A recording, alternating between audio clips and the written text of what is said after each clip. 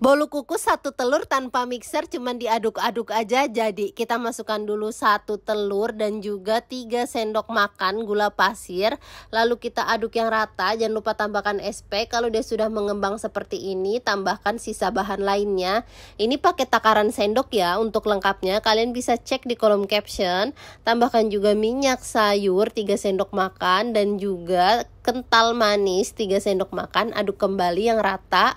Siapkan loyang yang sudah diolesin minyak, aku kasih taburan sukade, terus kita tuangkan adonannya. Siapkan kukusan, aku pakai food steamer by Ideal Life deh. Ini kapasitasnya gede banget, elegan dan lowat ya. Kita kukus kurang lebih 15-20 menit, sesuaikan kompor kalian masing-masing. Udah matang kita angkat. Jadi deh bolu kukus 1 telur tanpa mixer takaran sendok. Ini empuk dan enak banget ya. Cocok banget buat anak kos yang mager ataupun buat ibu-ibu mager atau yang nggak punya mixer dan oven. Yuk bikin juga.